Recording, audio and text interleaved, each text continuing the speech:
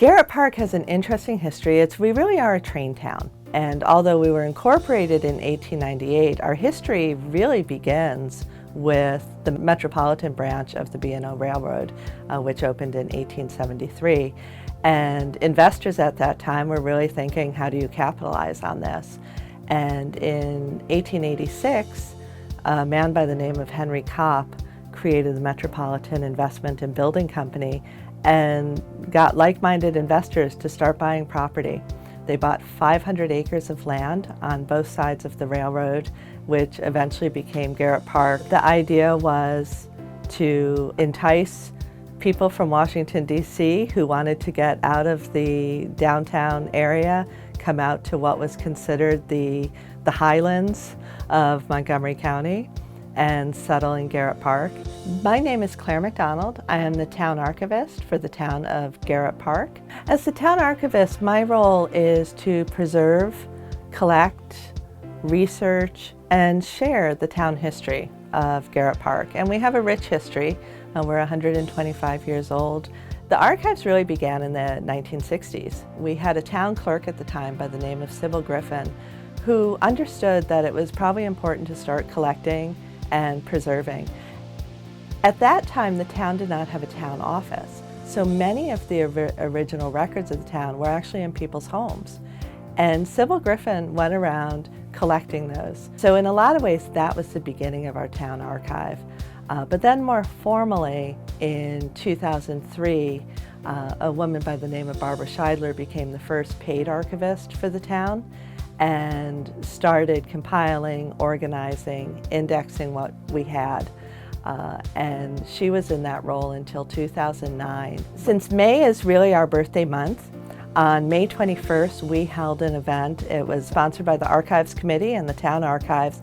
And our idea was we wanted to bring the archives to the people. So instead of having residents come here and see what cool things we have in our collections, we brought the archives to our town hall and set up exhibits to tell the story of Garrett Park through the decades. We had a wonderful barbershop quartet, snacks, not with the archive materials, but in another room. We had activities for the children. And it was so wonderful to see families come out, and it was their opportunity not just to read and look at exhibits, but pick things up and touch them and really engage in history in a different way. One of my other favorite collections or item that we have in the archive is what I have next to me. This is a World War II Roll of Honor of the gentleman of Garrett Park who fought in World War II. This was created in 1944, but I also, in the archive, I have a photograph of this actually being dedicated. So I really consider this one of the gems of our collection. One of the things I find really rewarding as the town archivist is I help the mayor and the town council and the town office to provide historical context to today's issues. So many of the problems or questions that come up, I have records here in the archives, and so I'm able to provide that historical context as they're making decisions that impact people today. I do get official town records from the town office, and there's a whole legal component to that. And so I work with the town office to ensure we're complying with Maryland state law.